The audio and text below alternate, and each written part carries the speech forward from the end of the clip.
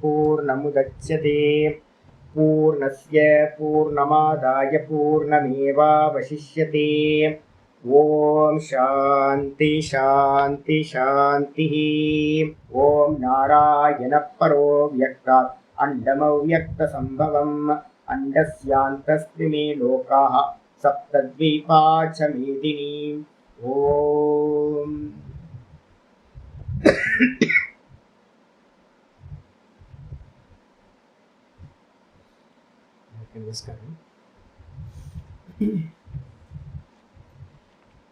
நம்ம பார்த்துட்டு இருக்கிறது பகவத்கீதையில 9வது அத்தியாயம் ராஜவித்யா ராஜகுஹ்ய யோகம் பார்த்துட்டு இருக்கோம்.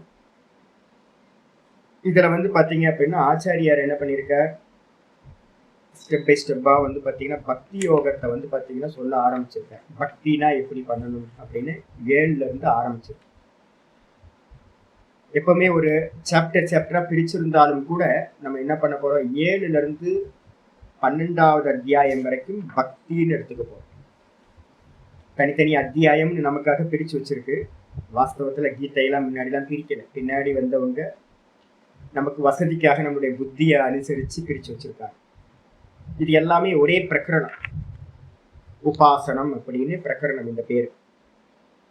இந்த உபாசனம் அப்படின்னு வரும்போதே பாத்தீங்கன்னா என்ன ஆயிடுச்சு அப்படின்னா, நாளடைவுல நம்மளுடைய காரியங்கள் எப்படி ஆயிருக்கு அப்படின்னு கேட்டீங்கன்னா, தீர்க்க கால அனுஷ்டானம் பண்ணும்போது மெதுவா மெதுவா மெதுவா நடுவுல இருக்கிறது விட்டு போச்சு. கொஞ்சம் கர்மா பண்ணிக்கிட்டு இருக்கோம். கர்மாவும் பாத்தீங்கன்னா ஏதோ கொஞ்சம் கொஞ்சம் தான் போயிட்டு இருக்கு. யஜ்ய காரியங்கள்லாம் இப்பெல்லாம் ரொம்ப கம்மியாயிடுச்சு. ஸ்ரௌத கர்மான்னு சொல்லக்கூடிய யஜ்யங்கள் நின்று போச்சு. ஸ்மார்த்த கர்மா மட்டும் அங்கங்க ஹோமங்கள் நடந்துகிட்டு இருக்கு. அது ரொம்ப கம்மி. எல்லா வீட்லயும் நித்தியம் நடக்க வேண்டிய காரியம் எப்போ நம்ம ஏதோ அகேஷனுக்காக நம்ம பண்றது ஆயிடுச்சு. அப்ப கர்மா, லௌகிகமான கர்மங்கள் அதிகமா போயிருக்கு. உபாசனைகள் பாத்தீங்க அப்படின்னா ஆல்மோஸ்ட் இல்லை அப்படின்னு நம்ம சொல்லலாம். உபாசனைகள்னு சொல்லக்கூடியது ஆல்மோஸ்ட் இல்லை, ஏதோ அங்கங்க 1-2 தொத்திட்டு நிக்குது, அவ்வளவுதான். இப்ப என்ன நடந்துகிட்டு இருக்கு அப்படின்னு கேட்டீங்கன்னா, ஒரு கர்மா போயிட்டு இருக்கு, லௌகிகமான கர்மா. அதுல இருந்து ஹை ஜம்ப் பண்றோம். நம்ம எல்லாருமே என்ன பண்றோம்னு கேட்டீங்கன்னா, ஒரு ஹை ஜம்ப் பண்றோம். என்னன்னு கேட்டீங்கன்னா ஞானத்துக்கு. இந்த ஸ்டெப்ஸ்ல பாத்தீங்க அப்படின்னா கர்மம் கர்ம யோகம் இந்த 2 வரணும். கர்மம் கர்ம யோகம் வரணும். அது விட்டு போச்சு. கர்மயோகம்ன்றது பாத்தீங்கன்னா ரொம்ப நியூனத்தனமா ஆகி போச்சு. இதுக்கப்புறம் உபாசனம் வரணும். மானச கர்மம் சொல்ற கர்மத்திலேயே மனசினால செய்யக்கூடியது மானச கர்மான்னு பேர். இந்த மனசுனால செய்யக்கூடிய உபாசனைகள் பாத்தீங்கன்னா விட்டு போச்சு. இப்ப நம்ம என்ன பண்றோம், ரா மெட்டீரியலா பாத்தீங்க அப்ப என்ன அப்படியே வரும். வந்த மாத்திரத்துல முந்தின ஜென்மங்கள்ல பண்ண புண்ணியம், நல்ல சுகிருத்தம் பண்ணியிருக்கோம். அதனால ஒரு சான்ஸ் பகவான் என்ன பண்றாரு அப்படின்னு கேட்டீங்கன்னா, சாஸ்திரத்தை பாத்தீங்கன்னா கேட்க வைக்கிறதுக்கு ஒரு சான்ஸ் கொடுத்துருக்காரு. ஒரு பகவத்கீதையோ உபாசனையோ இதெல்லாம் உபனிஷத்து எல்லாத்தையும் கேட்க ஆரம்பிச்சிருக்கோம். நிறைய பேருக்கு என்ன அப்படின்னு கேட்டீங்கன்னா, முன்னாடி காலத்துல எல்லாம் என்ன ஆயிருக்கும் அப்படின்னா, ஒரு சிஷ்யன் வந்தான் அப்படின்னா அவனை என்ன பண்ணுவார், கர்மயோகத்தை முதல்ல பண்ண வைப்பார். எக்ஸாம்பிள் பாத்தீங்க அப்படின்னா, சத்தியகாமனுக்கு பாத்தீங்க அப்படின்னா அவரோட குருநாதர் என்ன பண்றார், 400 மாடுகளை கொடுத்து நீ போய் காட்டுல போய் மேய்ச்சிட்டு வா அப்படிங்கிற. உபகோஷல வித்யா அப்படின்னு உபகோஷலனுக்கு என்ன சொல்றாரு அப்படின்னா, என்னுடைய அக்னிகளை பாத்தீங்கன்னா நீ 12 வருஷம் ரட்சணம் பண்ணணும் அப்படின்னு, பாதுகாக்கணும்னு தன்னுடைய அக்னிகளை பாத்தீங்கன்னா சொல்லியிருக்க.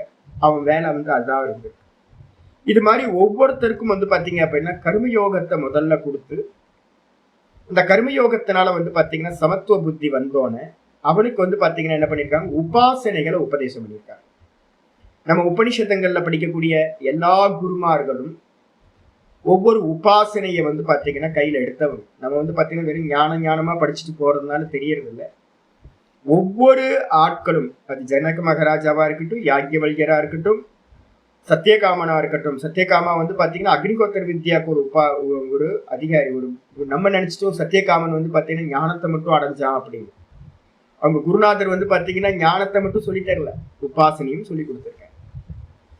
இந்த உபாசனைகள் என்ன அப்படின்னு கேட்டீங்கன்னா, இந்த கர்மத்துக்கும் ஞானத்துக்கும் நடுவுல இருக்கக்கூடிய சந்திஸ்தானம் அப்படின்னு நம்ம சொல்றோம்.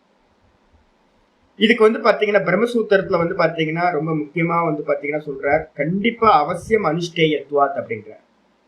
இது கண்டிப்பா வந்து பாத்தீங்கன்னா இது வந்து ஞானத்துக்கு அங்கமாக இருக்கிறது. ஞானத்துக்கு அங்கமா இருக்கிறதுனால அந்தரங்க சாதனமா இருக்கிறது. ஞானத்தோட ஸ்டெப்ஸ்ல நீங்க போறீங்கன்னா கர்மயோகம், கர்மயோகத்துக்கு கர்மம், கர்மயோகமா பண்ணதுக்கு பிறகு உபாசனம் வந்துடும், மானச கர்மா. அந்த உபாசனையும் நிஷ்காமியமா எவன் பண்றானோ அவனுக்கு வந்து பாத்தீங்கன்னா நல்ல மனசு வந்து பாத்தீங்கன்னா சொல்லப்பட்ட சமதமாதிகள் பூர்த்தியாகுது. அப்ப உபாசனைகளோட தாற்பயம் என்ன அப்படின்னு யாராவது கேட்டாங்க அப்படின்னா ஒவ்வொருத்துக்கும் தாற்பயம் இருக்கு. நான் நேற்று கூட வந்து பாத்தீங்கன்னா கொஞ்சம் பேர் வந்திருந்தாங்க. நிறைய பேர் வந்து பாத்தீங்கன்னா நான் உடனே கேட்கறது, நீங்க பண்றீங்களே ஒரு கர்மயோகம் பண்றீங்கன்னா அதோட தாற்பயம் என்ன, அதோட பர்பஸ் என்ன, எது வரைக்கும் கர்மயோகம் பண்ணுவீங்க? நிறைய பேருக்கு தெரியறது இல்லை. கர்மயோகத்தோட பர்பஸ் சமத்துவம் யோக உச்சியது, அவ்வளவுதான். மனசோட சமநிலையை அடையறதுக்காக தான் கர்மயோகம். சரி, உபாசனையோட லட்சியம் என்ன சுவாமி அப்படின்னு கேட்டீங்கன்னா சித்த ஏகாகிரம், வேற எதுவும் இல்லை. சித்தம் வந்து பாத்தீங்கன்னா ஒரே பின் பாயிண்ட்ல நிக்கிற சாமர்த்தியத்தை அடையறதுக்காக தான் உபாசனை செய்யப்படுகிறது. சரி, இந்த உபாசனைகளை வந்து சாஸ்திரம் எதுக்காக விதிக்கப்படுது அப்படின்னு கேட்டீங்கன்னா மாண்டூக்கிய காரிக்கால வந்து பாத்தீங்கன்னா ஆச்சாரியார் முக்கியமானது ஒண்ணு சொல்றாரு. 3:16 எழுதிட்டீங்கன்னா நல்லா இருக்கும். 3:16 வந்து பாத்தீங்க அப்படின்னா ஆச்சாரியார் சொல்ற அத்வைத பிரகரணம் பேரு. மாண்டூக்கிய காரிக்கால கௌடபாத மகரிஷி வந்து பாத்தீங்கன்னா சொல்ற ஆசிரமஸ்திரிவிதாஹீன மத்தியமோத்கிருஷ்ட திருஷ்டய உபாசனோபதிஷ்டேயம் ததர்த்தமனுகம்பயா. ஒரு முக்கியமான ஸ்லோகம் இருக்கு. உபாசனை எதுக்கு சுவாமி அப்படின்னு கேட்டீங்கன்னா அதிகாரிகளை வந்து பாத்தீங்கன்னா சாஸ்திரம் என்ன பண்ணுது, 3 விதமா அதிகாரிகளை பிரிக்குது. வேதாந்தத்துக்கு வந்ததுக்கு பிறகு கூட அதிகாரிகள் எத்தனை பேர் அப்படின்னு கேட்டீங்கன்னா ஆசிரமா திரிவிதாக 3 விதமாக அதிகாரிகள் பிரிக்கப்படுகிறார். ஆசிரமம்னா அதிகாரின்னு அர்த்தம். என்னென்ன அப்படின்னா ஹீன மந்த அதிகாரிகள், அதுக்கப்புறம் மத்தியம அதிகாரிகள், அதுக்கப்புறம் உத்தம அதிகாரிகள். இவங்கெல்லாம் எப்படி வந்து பாத்தீங்கன்னா அதிகாரிகளை பேதம் பண்றோம் அப்படின்னு கேட்டீங்கன்னா அவங்களுடைய திருஷ்டியை வச்சுக்கிட்டு வந்து பாத்தீங்கன்னா சாஸ்திரம் 3ஆ பிரிக்குது. அவங்களோட பார்வை. அப்போ மந்த அதிகாரி என்ன பண்ணுவான் அப்படின்னு கேட்டீங்கன்னா இந்த உலகத்தை வந்து பாத்தீங்கன்னா சத்தியமா நினைக்கிறவன் எவனோ, இந்த தேகத்தையும் இந்த உலகத்தையும் சத்தியமா எவன் நினைக்கிறானோ அவனெல்லாம் மந்த அதிகாரி. இப்ப நம்ம எல்லாம் எங்க இருக்கோம் யோசிச்சு பார்த்துங்க. மந்த அதிகாரின்றதுக்கு அர்த்தம் இந்த ஜெகத்தை வந்து பாத்தீங்கன்னா எவன் சத்தியமா நினைச்சிட்டு இருக்கானோ அவன் மந்த அதிகாரி. மத்தியம் அதிகாரி அப்படின்றவன் இந்த உலகத்தை வந்து பாத்தீங்கன்னா வெறும் சொப்பன மாதிரி நினைச்சுக்கிட்டு இருக்கவன், ஆபாசம் தோற்றம் அப்படின்னு நினைக்கிறவன். உத்தம அதிகாரி வந்து பாத்தீங்க அப்படின்னா வாஸ்தவத்துல இந்த உலகம் இல்லவே இல்லை, இருக்கிறது பரமாத்மா மட்டும்தான் இருக்கார் அப்படின்னு அந்த சொப்பனன்னு பார்த்தவனே கொஞ்சம் அட்வான்ஸ் ஆகணும், ஆபாசிக்குது அப்படின்னு பாக்குறான். இவன் வந்து உத்தம அதிகாரி. இந்த உத்தம அதிகாரிக்கு வந்து பாத்தீங்கன்னா கேவலம் ஞான மாத்திரேன வந்து பாத்தீங்கன்னா சிரவண மாத்திரேன ஞானம் அப்படின்னு சொல்லப்பட்டிருக்கு. உத்தம அதிகாரி. உத்தம அதிகாரிக்கு வந்து பாத்தீங்கன்னா ஜெகத் வந்து வெறும் தோற்ற மாத்திரம்ப்பா, இது இல்லை, நீ மாத்திரம் தான் இருக்க, இருக்கிறது நீ மட்டும்தான், நீ தான் பிரம்மமா இருக்க, ஒரே ஒரு வஸ்து தான் இருக்கு, ஜீவனும் பிரம்மமும் வேற வேற இல்லை, இருக்கிறது ஒரே ஒரு பார்ப்பவன் மட்டும்தான், இந்த ஜெகத் வந்து பாத்தீங்கன்னா உன் மீது வந்து கல்பிதமா இருக்கு அப்படின்னு சொன்ன மாத்திரத்துல இருக்கிறது ஒரே தங்கம் தான், 2 தங்கம்லாம் இல்ல, ஜீவனோ பிரம்மமோ அது மாதிரி தனித்தனியாலாம் இல்ல, இருக்கிறது ஒரே தங்கம் தான், தங்கத்துக்கு மேலதான் எல்லா ஆபரணங்களும் கல்பிதம். அதே மாதிரி இருக்கிறது வந்து பாத்தீங்கன்னா ஜீவனும் பிரம்மமும் ஒரே ஒரு ஆள் தான், அதுக்கு மேலதான் எல்லாம் கல்பிதம்னு சொன்ன மாத்திரத்துல உத்தம அதிகாரிக்கு போதமாயிடும். அவனுக்கு வந்து பாத்தீங்கன்னா உபாசனைகள் தேவையில்லை. உபாசனைகள் வந்து பாத்தீங்கன்னா உத்தம அதிகாரிக்கு நல்ல மனம் அடங்கினவனுக்கு சமதமாதிகள் பூர்த்தியானவனுக்கு உபாசனைகள் தேவையில்லை, சாஸ்திரம் சொல்லல. கிருத்த உபாஸ்தி அப்படின்னு அவனுக்கு என்ன பேர் அப்படின்னா ஏற்கனவே முந்தின ஜென்மங்கள்லயோ இல்ல இந்த ஜென்மத்திலேயோ எவன் ஒருத்தன் வந்து பாத்தீங்கன்னா பிராண உபாசனைகளை எல்லாத்தையும் செஞ்சு முடிச்சவனும் அவனுக்கு வந்து பாத்தீங்க அப்படின்னா இந்த லோகத்துல வந்து பாத்தீங்கன்னா சாத்திய சாதன விஷயங்கள்ல எதை அடையணும், எதா அந்த அடைய வேண்டிய லட்சியத்தை அடையிறதுக்கான சாதனங்கள்லயோ, சாத்தியம் சாதனம் இந்த உலகத்துல எல்லாம் அதான் இருக்கு. இந்த சாத்திய சாதனங்கள்ல பரிபூர்ண விரக்தனா இருக்கானோ, எதனால விரக்தி தன்மை வந்துச்சு, நல்ல உபாசனையினால. எந்த உபாசனை, பிராணன் முதலிய உபாசனைகளை நல்லா பண்ணதுனால மனசு நல்லா அடங்கி போய் சமதமாதிகள்ல நல்லா எஸ்டாப்ளிஷ் ஆயிருக்கான் அப்படின்னா அப்படிப்பட்ட அவனுக்கு பேரு கிருத்த உபாஸ்தி அப்படின்னு பேரு. இதெல்லாம் இந்த டெர்மினாலஜில தெரிஞ்சுக்கணும். கிருத்த உபாஸ்தி அப்படின்னா என்ன அர்த்தம்? ஏற்கனவே உபாசனைகளை செய்து முடித்தவன். அப்ப அப்படிப்பட்டவனுக்கு வந்து பாத்தீங்க அப்படின்னா கேனோபனிஷத்து வந்து ஆரம்பிக்கும் போதே சொல்லுது, ஒரே ஒரு மந்திரம் கேனோபனிஷத்துல. இவன் வந்து பாத்தீங்க அப்படின்னா கேட்கிறான், சிஷ்யன் ஒரே ஒரு கேள்விதான் கேட்கிறான். கேனேஷிதம் பத்தத்தி பிரேசிதம் மனக அப்படின்னு முதல் ஒரு கேள்வி கேட்கிறான். கேட்ட மாத்திரத்துல ஆச்சாரியர் என்ன பண்றார், ஒரே ஒரு மந்திரத்துல வந்து பாத்தீங்கன்னா உபதேசம் முடிஞ்சு போயிடும். ஒரே ஒரு கேள்வி, ஒரே ஒரு மந்திரம். அதுலயே வந்து பாத்தீங்கன்னா கேட்ட மாத்திரத்துல உத்தம அதிகாரிக்கு கேட்ட மாத்திரத்துல ஞானம், சிரவண மாத்திரேன ஞானம், வேற எதுவும் பண்ணவே வேணாம். நிறைய உபனிஷத்து, நம்மள மாதிரி உபனிஷத்து பகவத்கீதை இதெல்லாம் படிக்கணும்னு அவசியம் உத்தம அதிகாரிக்கு இருக்காது. நல்ல மனசு அடங்கினவன் கிருத உபாஸ்தி, இவனை விட்டுருங்க, இவன் நம்ம கேட்டகரியில இல்லை. இதுக்கு அடுத்தது 2 கேட்டகரி இருக்கும். என்னன்னு கேட்டீங்கன்னா மத்தியம் அதிகாரிகள், அதே நேரத்துல வந்து பாத்தீங்கன்னா அதம அதிகாரிகள். இந்த அதம அதிகாரிகளுக்கு வந்து பாத்தீங்க அப்படின்னா ஸ்தூலமான கர்ம யோகங்கள் சொல்லப்பட்டிருக்கு. ஸ்தூலமா பண்ணக்கூடிய சரியை கிரியை, வெளியில பண்ணக்கூடிய நிறைய காரியங்கள் இதெல்லாம் நம்ம ஸ்தூலமா பண்றோமோ அது எல்லாம் வந்து பாத்தீங்கன்னா கர்மயோகம். வந்து பாத்தீங்கன்னா அதம அதிகாரிக்கு கர்மயோகம். இந்த ஜெகத்தை சத்தியம்னு நினைக்கிறான், இது எனக்கு பிரச்சனை கொடுத்துக்கிட்டு இருக்குன்னு நினைக்கிறான், அதனால வந்து பாத்தீங்கன்னா கர்மயோகம். இந்த கர்மயோகம் எங்க பண்ணப்படுது அப்படின்னா விராட்டு சம்பந்தமானது. மனசுல எழுதிங்க. அதம அதிகாரிக்கு வந்து பாத்தீங்கன்னா விராட்டுல பண்ணக்கூடிய கர்மம் தான் வந்து பாத்தீங்கன்னா இந்த ஜெகத்துக்கு நம்ம பண்ற எல்லா கர்மங்களும் விராட்டுக்கு பண்ற. வேதாந்தம் கேட்கறதுக்கு முன்னாடி வந்து பாத்தீங்க அப்படின்னா உபாசனா விஷயத்தை கேட்கறதுக்கு முன்னாடி இந்த லோகத்துல எல்லா இடத்துலயும் யூஸ் பண்றாங்க இது கர்மயோகம் யூஸ் பண்ணிட்டு இருக்காங்க. இப்ப நீங்க என்ன பண்ண போறீங்க, மெதுவா அப்கிரேட் ஆக போறீங்க. இப்ப யாரெல்லாம் கர்மயோகம்னு இந்த லோகத்துல பண்ணிக்கிட்டு இருக்காங்களோ அவங்க எல்லாம் எதை பண்ணிக்கிட்டு இருக்காங்க, தெரிஞ்சோ தெரியாமலையோ விராட் உபாசனையை செய்து கொண்டிருக்கிறார்கள். இப்ப இனிமே நீங்க நான் எல்லாம் ஏதாவது நம்ம பண்றோம் அப்படின்னா இனிமே என்ன பண்ணாதீங்க, நான் கர்மயோகம் பண்றேன்ற டெர்மினாலஜிய இனிமே எடுத்துருங்க. கர்மயோகம் அப்படின்னு பண்றது வந்து பாத்தீங்கன்னா உங்களுக்கு ஒரு கொஞ்சம் ஒரு பலனை கொடுக்கும்னா அந்த விராட் உபாசனைன்றது வந்து பாத்தீங்கன்னா ரொம்ப ஸ்பெஷலான இதை கொடுக்கும். அப்ப நம்ம அப்கிரேட் ஆக போறோம், வேற எதுவுமே இல்லை. இதுவரைக்கும் நம்ம பண்ணிக்கிட்டு இருந்த கர்மயோகம் ஏதாவது பண்ணிக்கிட்டு இருக்கோம் அப்படின்னா அதை எல்லாத்தையும் விராட் உபாசனை பண்ற ஸ்தூலம். விராட் உபாசனைக்கு என்ன பேரு, ஸ்தூல விராட் உபாசனைக்கு பேரு தான் என்ன அப்படின்னு கேட்டீங்கன்னா இந்த கர்மயோகமா நம்ம பண்றதெல்லாம். இந்த விராட் உபாசனையிலேயே வந்து பாத்தீங்கன்னா சூக்ஷ்மம்னு ஒண்ணு இருக்கு. அது என்ன அப்படின்னு கேட்டீங்கன்னா தியானம் பண்றதுக்கு பேர் சூக்ஷ்மம் அப்படின்னு பேர். விராட் உபாசனையோட தியானத்தை நம்ம என்ன பண்ண போறோம், 11வது சாப்டர்ல விஸ்வரூப தரிசன யோகத்துல பார்க்க போறோம். அப்போ அதம அதிகாரிக்கு வந்து பாத்தீங்க அப்படின்னா 2 விஷயங்கள் அதம அதிகாரிக்கு சொல்லப்பட்டிருக்கு. முதல்ல கர்மயோகத்தை நல்லா பண்ணணும். கர்மயோகத்தை பண்ணதுக்கு பிறகு வந்து பாத்தீங்கன்னா மெதுவா குருநாதர் மூலமா கேட்டு தெரிஞ்சுக்கிட்டு இந்த விராட்டை வந்து பாத்தீங்கன்னா உபாசிக்கிறது. இது 2 கேட்டகரி. இதுக்கப்புறம் வந்து பாத்தீங்க அப்படின்னா மத்தியம் அதிகாரிக்கு வந்து பாத்தீங்கன்னா உபாசனையோட ஹிரண்ய கர்ப்ப உபாசனை அப்படின்னு பேர். ஹிரண்ய கர்ப்ப உபாசனையில வந்து பாத்தீங்கன்னா என்ன இருக்கு அப்படின்னா பிராண உபாசனைகளும் ஓங்கார உபாசனையும் அந்த ஹிரண்ய கர்ப்ப உபாசனைக்குள்ளார வந்துடும்.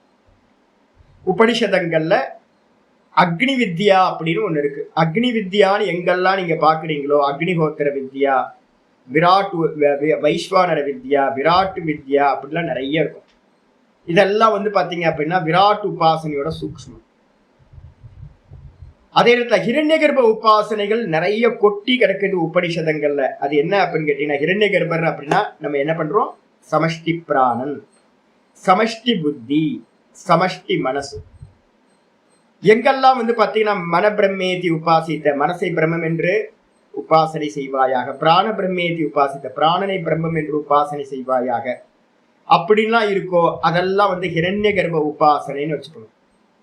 அதே நேரத்துல ஆதித்ய பிரம்மேதி உபாசித்த, வாக்கு பிரம்மேதி உபாசித்த, அக்னி பிரம்மேதி உபாசித்த அப்படின்னு வாக்கை பிரம்மம் என்று உபாசனை செய்வாயாக, ஆதித்யனை பிரம்மம் என்று உபாசனை செய்வாயாக, பிருத்திவியை பிரம்மம் என்று உபாசனை செய்வாக நிறைய இருக்கு. அதெல்லாம் வந்து பாத்தீங்க அப்படின்னா விராட் உபாசனையோட சூக்ஷ்மம் அப்படின்னு எடுத்துக்கணும்.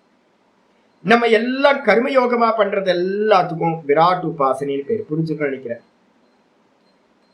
விராட் உபாசனை ஸ்தூலமா நீங்க பண்ற கர்மா அது. விராட் உபாசனையில 2 இருக்கு. இது காயத்ரியில 2 பண்றீங்க நீங்க. காயத்ரி உபாசனையில நித்திய கர்ம அனுஷ்டானமும் இருக்கு, கர்மமும் இருக்கு. ஸ்தூலம் அது நித்திய கர்ம அனுஷ்டானம். கூடவே வந்து பாத்தீங்க அப்படின்னா பிராத்த சந்தியாலையும் சாயம் சந்தியாலையும் என்ன பண்றீங்க அப்படின்னா காயத்ரி உபாஸ்மகே அப்படின்னு சங்கல்பம் பண்ணும்போது பண்றீங்க. பிராத்த சந்தியாம் உபாஸ்மகே, சாயம் சந்தியாம் உபாஸ்மகே. நான் சாயம் சந்தியாவை உபாசிக்கின்றேன், பிராத்த சந்தியாவை நான் உபாசிக்கின்றேன். ஆனா மாத்தியானிக்கத்துல மட்டும் என்ன பண்றீங்க? மாத்தியானிக்க சந்தியாம் கரிஷ்யே அப்படின்னு பண்றீங்க. கரிஷ்யேனா ஒரு கர்மா. உபாசனைன்றதுக்கு அர்த்தம் உபாசனை. உபாஸ்மகே உபாசிஷ்யே அப்படின்னு நீங்க சொல்றீங்கன்னா உபாசிஷ்யேன்னு சொல்றீங்க. பிராத்த சந்தியாம் உபாசிஷ்யே, சாயம் சந்தியாம் உபாசிஷ்யே அப்படின்னா நான் உபாசிக்கின்றேன். அப்ப உபாசனையில வந்து பாத்தீங்கன்னா அதனாலதான் நான் 2ஆ பிரிச்சிருக்கோம். ஒன்னு ஸ்தூலமா பண்ற கர்மாவும் விராட்டுன்னு பேரு. அதே நீங்க காயத்ரிய வந்து பாத்தீங்கன்னா சூக்ஷ்மமா பண்ணீங்கன்னா என்ன ஆகும்? இந்த விராட்ட சூரியனை பண்ணினீங்கன்னா விராட் ஆயிடும். அதே காயத்ரி வித்யா அப்படின்னு ஒண்ணு சதுர்த்த பாதத்துக்கு வந்துருது. அது வந்து பாத்தீங்க அப்படின்னா அந்த சூரிய மண்டலத்துல இருக்கக்கூடிய ஹிரண்ய கர்ப்பர பிராணனை உபாசிக்கிறது. பாருங்க, கர்மாவும் வந்துருது காயத்ரியில. அதுக்கப்புறம் ஆதித்யனையே உபாசிக்கிற சூக்ஷ்ம உபாசனையும் இருக்கு. அதுக்கப்புறம் அதுக்குள்ளார இருக்கக்கூடிய ஹிரண்ய கர்ப்பரை உபாசிக்கிற மெத்தடும் இருக்கு. 3ம் காயத்ரியில இருக்கு. உங்களோட ஞானத்தை பொறுத்து அதை நீங்க பண்ணலாம். அப்ப அதனால வந்து பாத்தீங்க அப்படின்னா ஒரு விராட் உபாசனை ஸ்தூலம், ஹிரண்ய கர்ப்ப உபாசனை சூக்ஷ்மம். அதுக்கப்புறம் இந்த காரண உபாசனைனா என்ன சுவாமி அப்படின்னு கேட்டீங்கன்னா, காரணம் அப்படின்னா ஈஸ்வரனுக்கு பேர் தான் காரணம் அப்படின்னு பேர். இந்த ஈஸ்வரனை பத்தி பேசும்போதுதான் நம்ம 4வது ஸ்லோகத்துல என்ன பண்ணிருக்கோம் அப்படின்னு கேட்டீங்கன்னா அவ்யக்த மூர்த்தினா நம்ம பார்த்திருக்கோம். அவ்யக்த மூர்த்தி அப்படின்றதுக்கு அர்த்தம் என்னது? வெளிப்படாதவர். அந்த வெளிப்படாதவரா இருக்கிற அந்த பரமாத்மாவை வந்து பாத்தீங்கன்னா உபாசிக்கிறத தான் வந்து பாத்தீங்கன்னா மயா ததமிதம் சர்வம் ஜெகத் அவ்யக்த மூர்த்தினா மத்ஸ்தானி சர்வபூதானி நச்சாகம் தேஷு அவஸ்திதக அப்படின்னு 4வது ஸ்லோகத்துல நம்ம இந்த அத்தியாயத்துல ஆரம்பிச்சிருக்கோம். பகவான் காரண ரூபத்தில் இருக்கிறவர் எப்படி இருக்காரு அப்படின்னா அவ்யக்தம்னு பேரு, வெளிப்படாதவரா இருக்கார். நல்லா புரிஞ்சுங்க. அவருக்கு நாமரூப குணங்கள் இல்லை.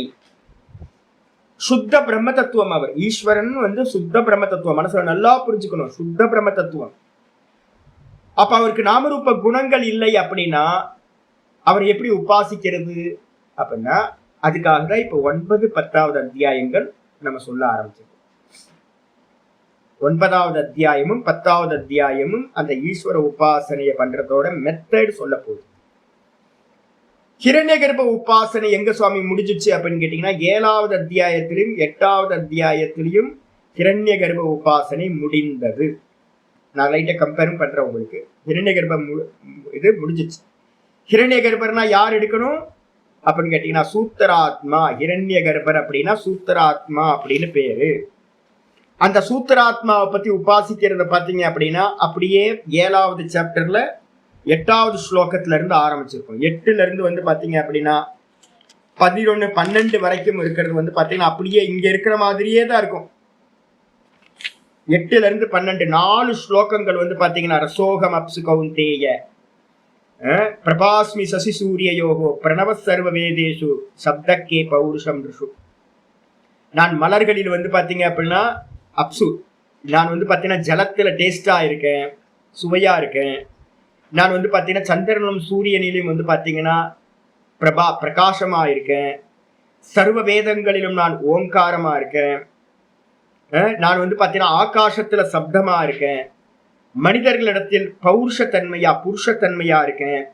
இது மாதிரி வரிசையா வந்து பாத்தீங்கன்னா புண்ணியோகந்த பிருத்திவியம், பிருத்திவியில நான் வந்து பாத்தீங்கன்னா ஸ்மெல்லா இருக்கேன். அக்னியில வந்து பாத்தீங்கன்னா நான் என்ன பண்றேன், தேஜஸா இருக்கேன், தகிப்பு தன்மையா இருக்கேன். இப்படி வரிசையா வந்து பாத்தீங்கன்னா சொல்லப்பட்டதெல்லாம் ஹிரண்ய கர்ப்ப உபாசனை, பிராண உபாசனைகள் அப்படின்னு பேர். ஹிரண்ய கர்ப்ப உபாசனைக்கு என்ன பேரு? சூத்திராத்மா உபாசனை. சூத்திராத்மாவை, சூத்திரம்னா என்னது? பிராணன், சூத்திரம்.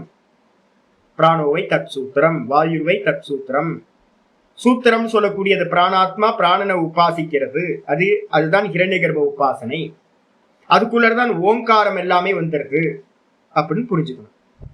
அப்ப நல்லா கிளியரா பண்ணிக்கணும். யாராவது பாத்தீங்கன்னா சின்னதா ஒரு காக்கைக்கு ஏதாவது வச்சா கூட, டெய்லி வீட்டுல நடக்குது இல்ல, காக்காக்கு வைக்கிறோம்ல, ஒரு செடிக்கு பாத்தீங்கன்னா தண்ணி ஊத்துறோம்ல, எதெல்லாம் இந்த உலகத்துல கர்மமா நடந்துகிட்டு இருக்கோ நீங்க மனசுல பாத்தீங்கன்னா அதை நல்லா உற்சாகப்படுத்தணும். நல்லா உற்சாகப்படுத்துங்க. நல்லா பண்ணுங்க ஜி, நல்லா பண்ணுங்க, நல்லா பண்ணுங்கன்னு சொல்லுங்க. ஏன் அப்படின்னா நடக்கிறது எல்லாமே ஈஸ்வரனுக்கான காரியம் நடந்துட்டு. ஒரு சின்ன ஒரு கொஞ்சோண்டு ஒரு பிஞ்சு சர்க்கரை எடுத்து எறும்புக்கு போட்டீங்கன்னா கூட அதுக்கு என்ன உபாசனை? விராட் உபாசனை. ஒரு கப்பு ஜலத்தை எடுத்து பாத்தீங்கன்னா தண்ணிக்கு செடிக்கு ஊத்துனீங்கன்னா விராட் உபாசனை.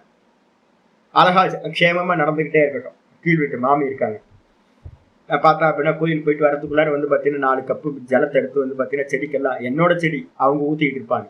நான் பாட்டுக்கு பார்த்துட்டு அப்படியே போயிடுவேன். ஏன் அப்படின்னு கேட்டீங்கன்னா நடக்கட்டும். ஏன் அப்படின்னு கேட்டீங்கன்னா விராட் உபாசனை போயிட்டு இருக்கு. போட்டு தெரிஞ்சோ தெரியாமலேயோ பாத்தீங்கன்னா இந்த உலகத்துல விராட் உபாசனைகள் நிறைய நடந்துகிட்டு இருக்கு. ஆனா விராட் உபாசனையில சூக்ஷ்மம் நடக்குதா அப்படின்னு கேட்டீங்கன்னா, கண்ண மூடி உட்கார்ந்து இந்த மொத்த ஜெகத்தே பாத்தீங்கன்னா ஈஸ்வரனோட ஸ்தூல தேகம் அப்படின்னு பாத்தீங்கன்னா உபாசிக்கிறவங்க ரொம்ப அரிதா இருக்காங்க. சொல்லி கொடுக்கறதுக்கு ஆள் இல்லை. ரெண்டாவது பாத்தீங்க அப்படின்னா இந்த ஹிரண்யகர்ப்ப உபாசனையிலையும் பாத்தீங்கன்னா நிறைய பேரு வடகர சித்தாசிரமம்னு ஒரு ஃபேமஸா இருக்கு. நீங்க யூடியூப்ல போய் பாத்தீங்க அப்படின்னா தெரியும்.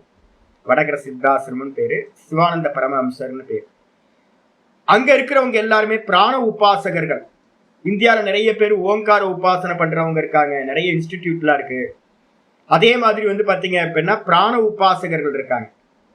ஆனா இவங்க என்ன பண்றாங்கன்னா ஸ்தூலத்திலேயே நின்றுட்டாங்க. அதுதான் பாத்தீங்கன்னா அடுத்த லெவலுக்கு அவங்களால சிந்தனை போக முடியல. அதுக்கு என்ன காரணம்னா உபனிஷத்து அவங்க கையில கிடைக்கல.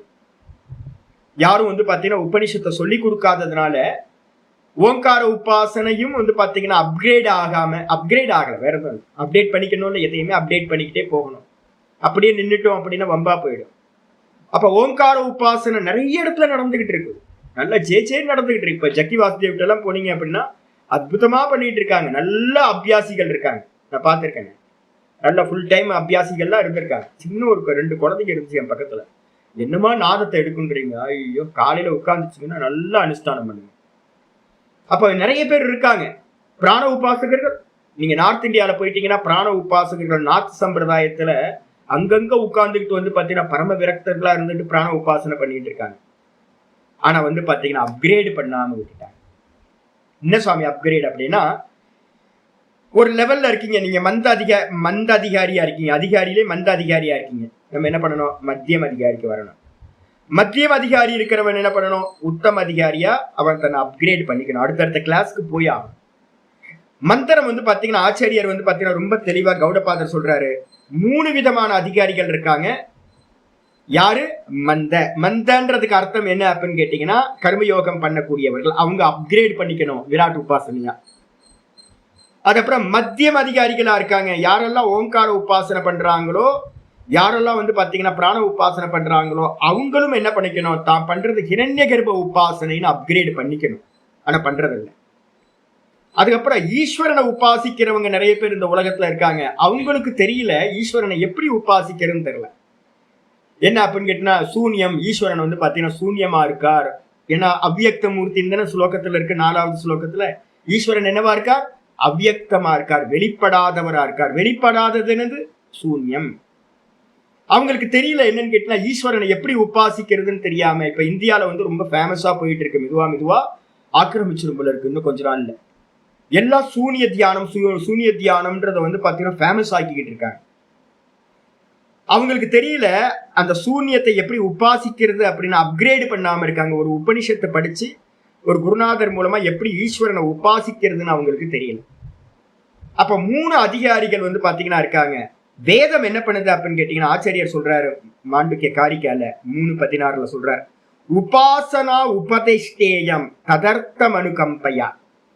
உபாசனைகளை பாத்தீங்கன்னா சாஸ்திரம் எதுக்காக பாத்தீங்கன்னா உபதேசிக்குது அப்படின்னா, உபாசனைகளோட தாற்பயம் என்ன அப்படின்னு கேட்டீங்கன்னா அப்கிரேட் பண்றது, வேற எதுவுமே இல்லை. நம்ம வந்து பாத்தீங்கன்னா எங்க நிக்கிறோமோ இங்க இருந்து வந்து பாத்தீங்கன்னா நம்மள அப்கிரேட் பண்ணிக்கிட்டே போகணும். இப்ப நம்ம எங்க நிக்கிறோம் சுவாமி அப்படின்னா, எங்க போய் சேரணும், எங்க நிக்கிறோம் அப்படின்னு கேட்டீங்கன்னா, ஒவ்வொரு ஸ்டெப்ஸா வந்து பாத்தீங்கன்னா சாஸ்திரம் சொல்லுது. கட்டோபனிஷத்துலயும் இருக்கு, பகவத்கீதையில 4th சாப்டர் லாஸ்ட்லயும் இருக்கு, 3rd சாப்டர் லாஸ்ட்லயும் இருக்கு. என்ன அப்படின்னு கேட்டீங்கன்னா, விஷயங்கள், வெளியில இருக்கக்கூடிய பஞ்சபூத விஷயங்கள் இருக்கு. இந்த பஞ்சபூதத்துக்கு அடுத்ததா வந்து பாத்தீங்கன்னா இது இருக்கு, இந்த தேகம், இந்திரியங்கள் இருக்கு. பஞ்சபூதங்கள் மூலமா நம்ம அறியறோம், என்னது ஸ்மெல் பண்றோம், ஹியர் பண்றோம், பார்க்கிறோம், டச் பண்றோம், நல்ல ஸ்பர்ஷத்தை அறியறோம். இது மாதிரி பஞ்ச இந்திரிய விஷயங்களையும் நம்ம என்ன பண்றோம், சப்த ரூப ரச கந்த ஸ்பர்ஷம் எல்லாத்தையும் இந்திரிய விஷயங்களை இந்திரியங்கள் மூலமா அறியறோம். இப்ப நம்மகிட்ட நல்ல ரூட்டை புரிஞ்சுங்க. ஒண்ணு வெளியில விஷயங்கள் இருக்கு, விஷயங்களுக்கு அறியக்கூடிய இந்திரியங்கள் இருக்கு, இந்திரியங்களை அறியக்கூடிய மனம் இருக்கு, மனதை அறியக்கூடிய புத்தி இருக்கு, புத்தியை அறியக்கூடிய நடுவுல எங்க இருக்கு, புத்தி லயமாகிற இடம் இருக்கு, அவ்யாக்கிருத்தம் சொல்லக்கூடியது. அதுக்கப்புறம் வந்து பாத்தீங்கன்னா இருக்கிறது வேற என்ன இருக்கு அப்படின்னா சுத்த பிரம்ம தத்துவம். இப்ப வந்து பாத்தீங்கன்னா இந்த இடத்துல ஈஸ்வரன் எங்க சுவாமி போனார் அப்படின்னு கேட்டீங்கன்னா, ஈஸ்வரன் என்ன பண்றாரு அப்படின்னா அவ்யாக்கிருத பிராணன் அப்படின்னு பேரு. ஈஸ்வரனுக்கு என்ன பேரு, அவ்யாக்கிருத பிராணன், தூக்கத்தில் இருக்கிற பிராணன். அவர் வெளிப்படும் போது அந்த பிராணன் என்ன பேரு அப்படின்னு கேட்டீங்கன்னா ஹிரண்ய கர்ப்பர், புத்தி தத்துவமா வெளிப்படுறார். தூக்கத்துல வெளிப்படாத பிராணன் அது ஈஸ்வரன். அது வெளிப்படும் போது என்னவா வெளிப்படுறாருன்னா புத்தியா வெளிப்படுறார். ஹிரண்ய கர்ப்பர் வெளிப்படாத நிலையில இருக்கும் போது அவர் வந்து பாத்தீங்க அப்படின்னா அவ்யாக்கிருத பிராணன் அப்படின்னு பேர். வெளிப்படும் போது வந்து பாத்தீங்கன்னா அவருக்கு பேரு ஹிரண்ய கர்ப்பர், புத்தி அப்படின்னு பேர்.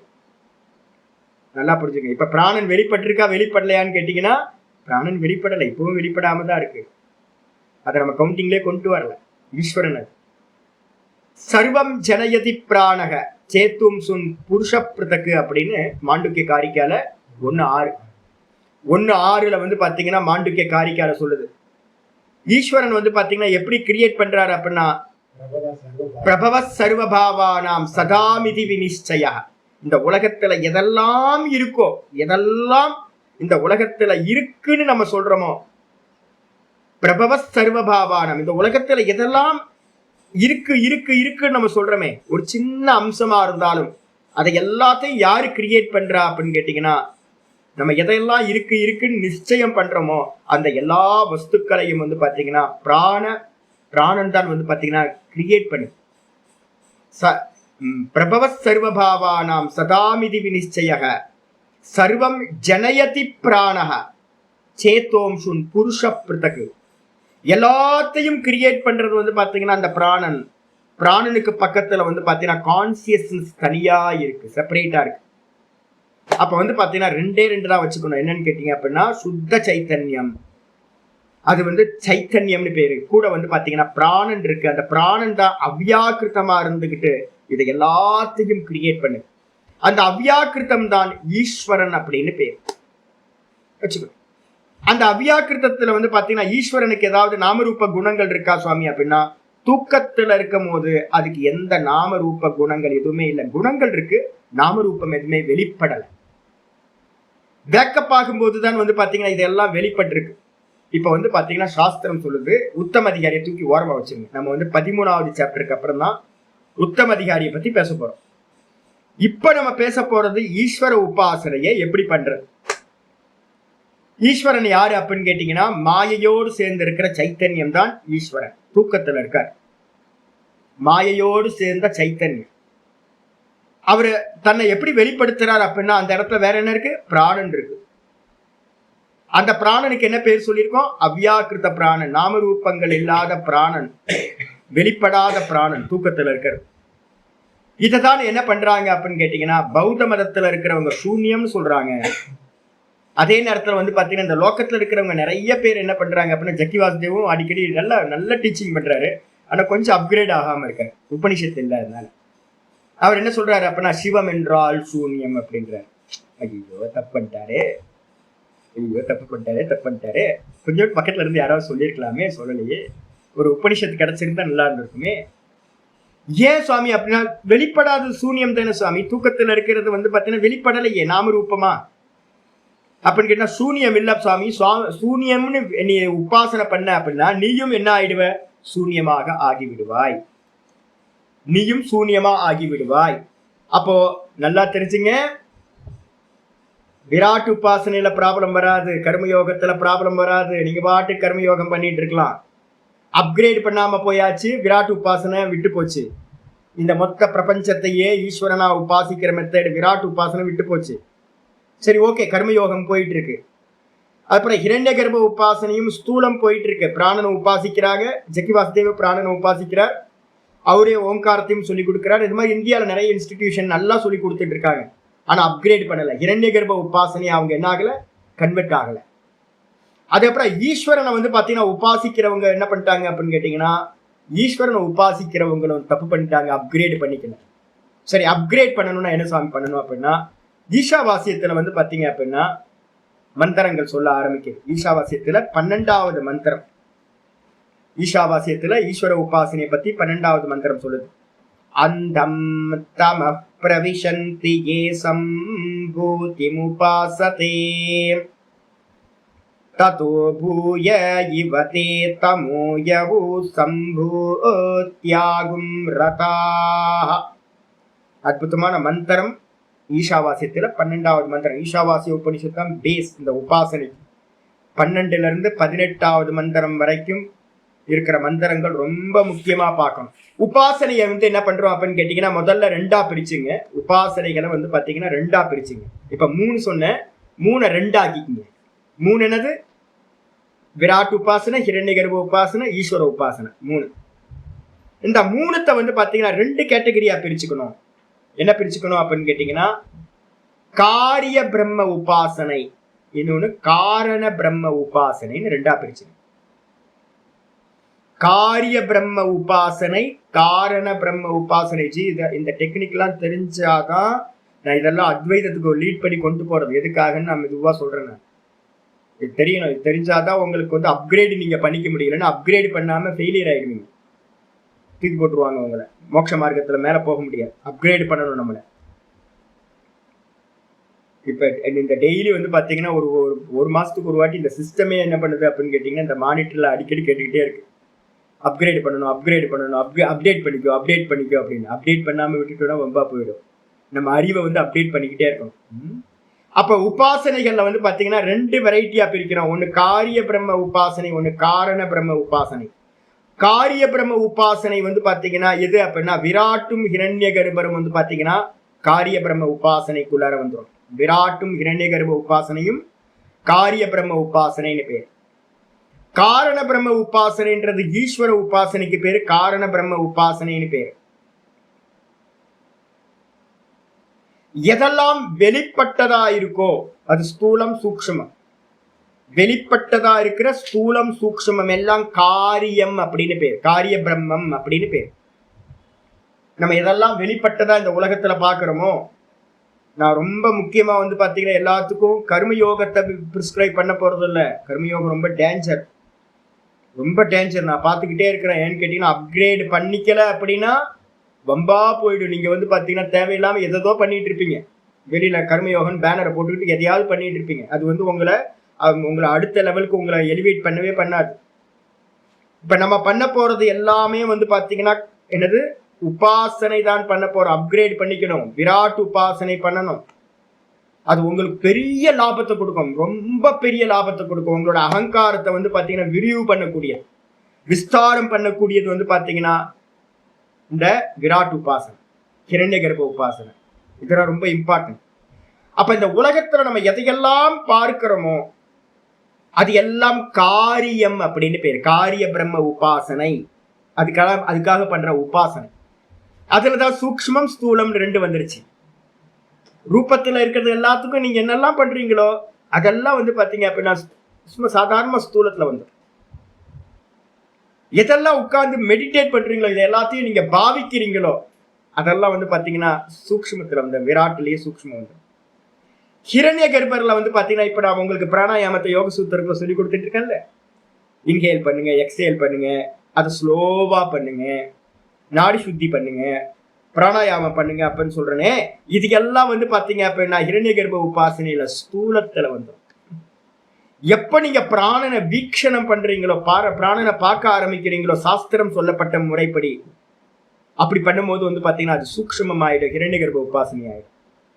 ஸ்தூலத்தில் நின்று கூட சூக்ஷ்மத்துக்கு அப்டேட் ஆகணும்.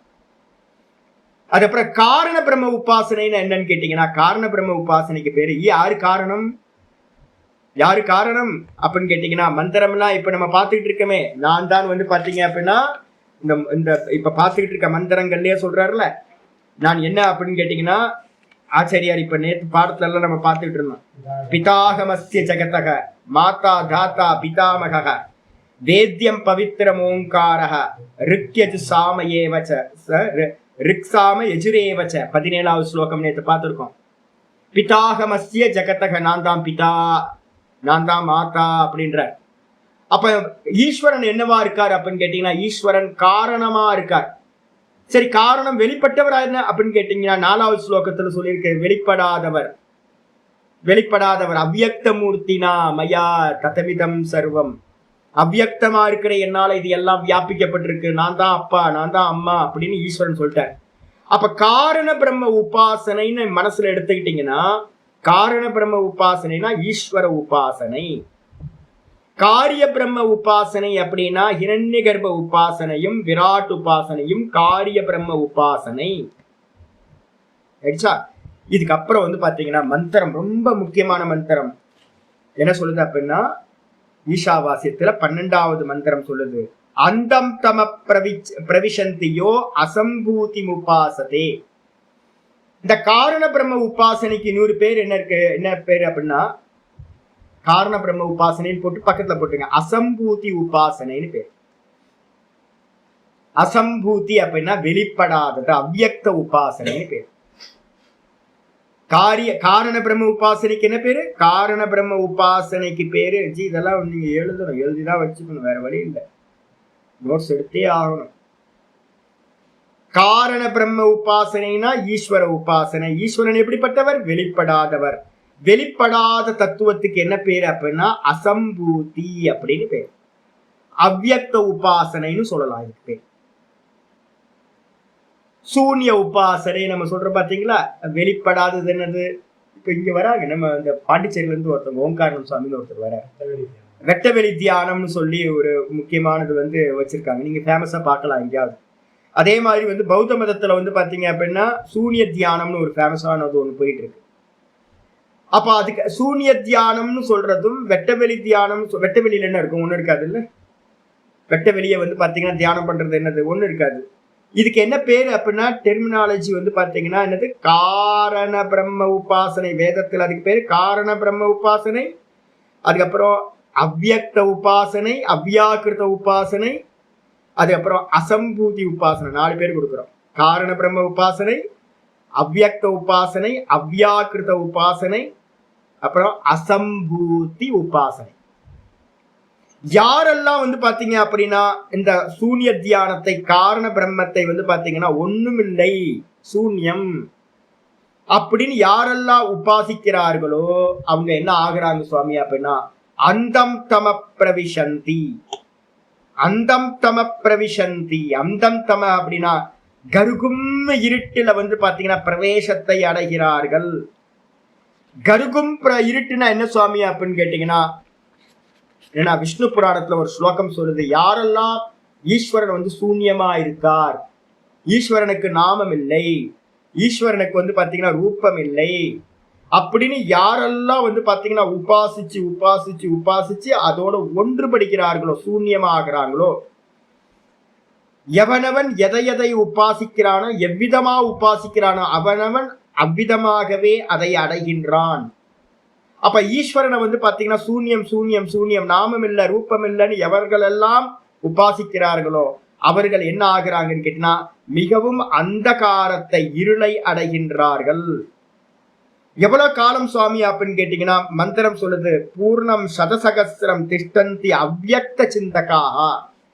யாரு வந்து பாத்தீங்கன்னா பகவான வந்து பாத்தீங்கன்னா நாமரூப குணங்கள் வெளிப்படாதவரா இருக்கார், அவருக்கு நாமரூபங்கள் இல்லை அப்படின்னு சதா அதையே வெட்ட வெளியே தியானம் பண்றானோ, சூன்யம் சூன்யம் சூன்யம்னு தியானம் பண்றானோ, அவன் சூன்யத்தை அடைகின்றான்.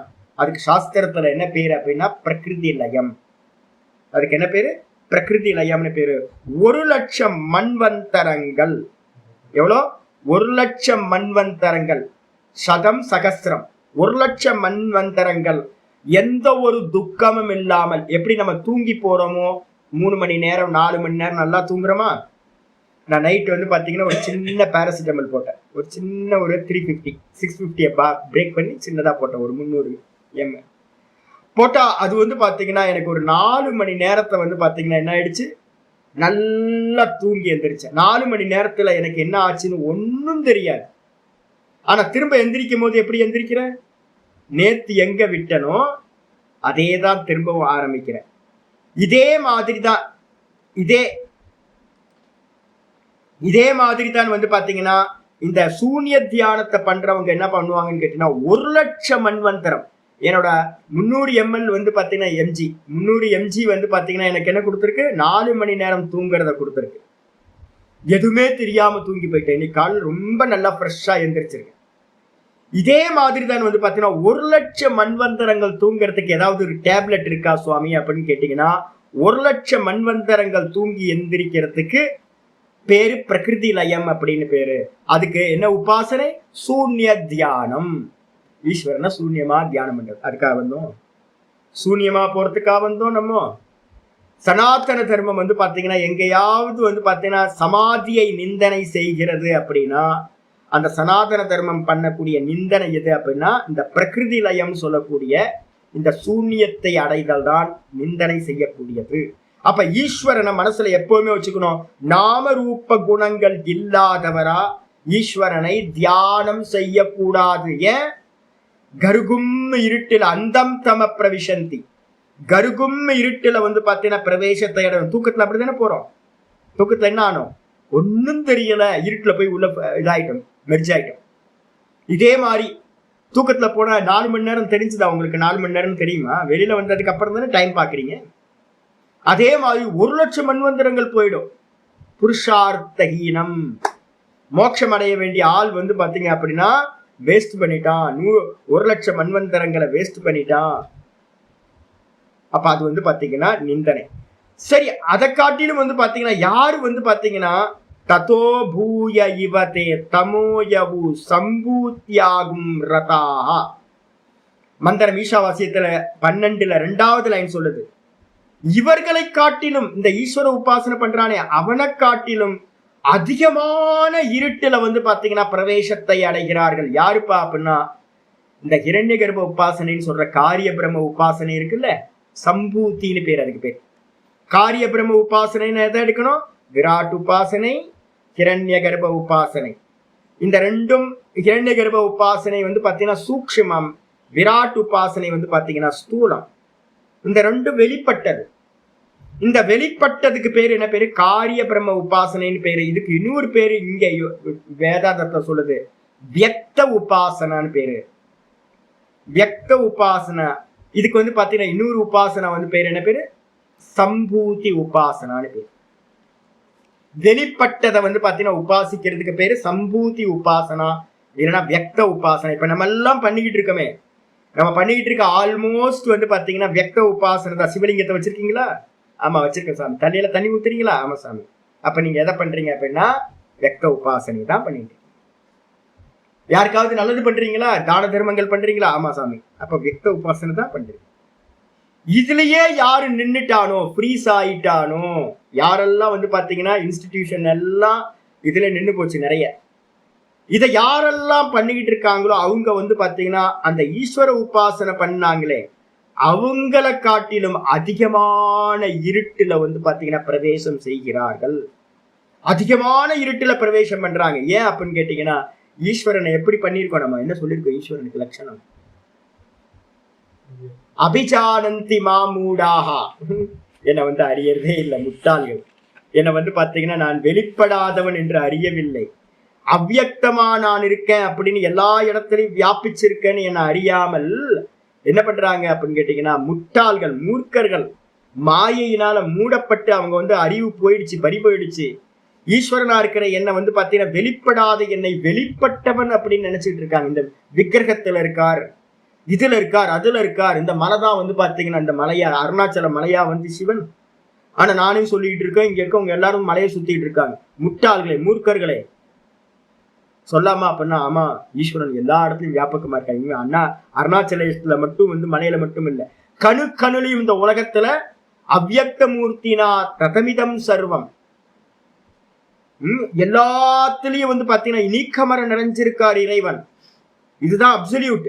ஆனா நம்ம என்ன பண்ணிட்டோம்னு கேட்டீங்கன்னா இதுலதான் இருக்கார், இதுலதான் இருக்கார் அப்படின்னு எங்கேயாவது உபாசனை பண்ணீங்கன்னா, என்கிட்ட ஒரு சுவாமி வந்து சொன்னார், நீங்க அருணாச்சலேஸ்வரர் எல்லாம் ஒண்ணும் இல்லைங்க, திருவண்ணாமலை எல்லாம் ஒண்ணுமே இல்லை, எங்களுக்கு சிதம்பரம் நடராஜர் தான் அந்த உலகத்திலே பெஸ்ட். இருக்கிறது ஒரே சிவன்லயே வந்து பாத்தீங்கன்னா பேரும். இவர் வந்து பாத்தீங்க அப்படின்னா திருவண்ணாமலையில இருக்காரு, இவர் சிதம்பரத்துல இருக்கார், இவர் வந்து பாத்தீங்க அப்படின்னா அங்க இருக்கார், இங்க இருக்கார். ஒருத்தர் வந்து பாத்தீங்கன்னா உங்க சிவன்லாம் என்னங்க நார்த் இந்தியால உஜ்ஜயினில இருக்காரு பாருங்க, அவர் தான் பெஸ்ட். இன்னொருத்தர் சொல்ற உஜ்ஜயினிலாம் பெஸ்ட் இல்லைங்க, விஸ்வநாதர், காசி விஸ்வநாதர் தான் இந்த உலகத்துக்கே, இந்த விஸ்வத்துக்கே நாதர் அவர் தான். சிவனையே பங்கு போட்டானுங்களே இவனுங்க. அந்தந்த தேசத்துல காலத்துல வந்து பாத்தீங்கன்னா நீங்க எதெல்லாம் பவுண்ட் பண்ணி பாக்குறீங்களோ அதெல்லாம் வந்து பாத்தீங்க அப்படின்னா உங்களுடைய அறிவீனத்தை காட்டுது. அப்ப யாரெல்லாம் வந்து பாத்தீங்கன்னா அந்த ஈஸ்வரனை வந்து பாத்தீங்கன்னா சம்பூத்தின்னு சொல்லக்கூடிய வெளிப்பட்டதாவே நினைச்சுக்கிட்டு உபாசிக்கிறானோ அவர்கள் எல்லாரும் வந்து பாத்தீங்க அப்படின்னா ரொம்ப ரொம்ப இருட்டுல நுழைகிறார்கள். அப்ப சுவாமி நம்ம என்ன பண்ணணும் சுவாமி, இதனால பிரயோஜனம் என்ன சுவாமி அப்படின்னு கேட்டீங்கன்னா, மந்திரம் வந்து பாத்தீங்கன்னா ரொம்ப அற்புதமான மந்திரம். 13 ஈஷாவாசியம் 13வது மந்திரம் எழுதுங்க, இதையும் பார்க்கணும். சரி, இது பலன் தருமா பலன் தராதா சுவாமி? இப்ப பண்றாங்கல்ல அது மாதிரி இதுக்கு பலன் தருமா அப்படின்னு கேட்டீங்கன்னா நல்ல பலன் தரும். மந்திரம் ஈஷாவாசியத்தை 13 சொல்லுது, அன்யதேவாகுசம் பவாத் அன்யதாகுரசம் பவாத் இதி சுஷ்ருமதீரானாம் ஏனஸ்தத்விசசக்ஷிரே. பேர் என்னோட புக் வாங்கி வச்சிருப்பீங்க. இப்போ வந்து பாத்தீங்கன்னா இதை படிச்சதுக்கு அப்புறம் கொஞ்சம் எடுத்து பார்த்துருங்க.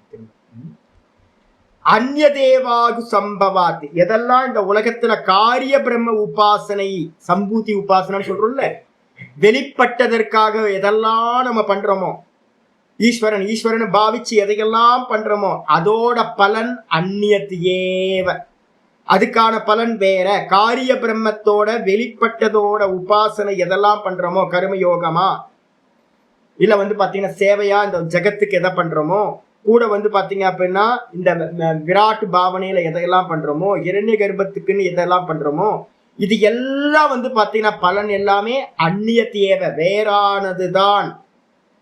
அதே நேரத்துல அசம்பவாத், எதுக்கு அந்நியமானது? அசம்பவம் சொல்லக்கூடிய காரண பிரம்ம உபாசனைக்கு வேறான பலன்கள் தான்.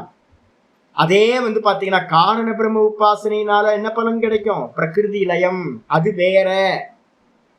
அப்ப காரண பிரம்ம உபாசனை யாரெல்லாம் சூன்ய தியானம் பண்றானோ அவன் அடையக்கூடிய பலன் வேறதான். அதுக்கப்புறம் காரிய பிரம்ம உபாசனையில இதெல்லாம் சிவன் இதெல்லாம் ஈஸ்வரன் அப்படின்னு தனித்தனியா பிடிச்சுக்கிட்டு தொங்குறான் பாருங்க. இந்த உலகத்துல நடந்திருக்க சண்டையெல்லாம் இதான். இந்த கிறிஸ்தவமும் முஸ்லீமும் வந்து பாத்தீங்கன்னா இந்து மதத்தை நாசம் பண்ணிருக்கு. ஏன் அப்படின்னா அவன் நம்புறான் இதுதான் கடவுள் அப்படின்னு, வேற எதுவுமே நம்ப மாட்டேன்றான். அப்போ அதனால வந்து பாத்தீங்க அப்படின்னா இதோட பலன் வேற இதோட பலன் வேற அப்படின்னு யாரு கேட்டிருக்கா? இதி சுஷ்ருமதீரானாம் வச்சனம்.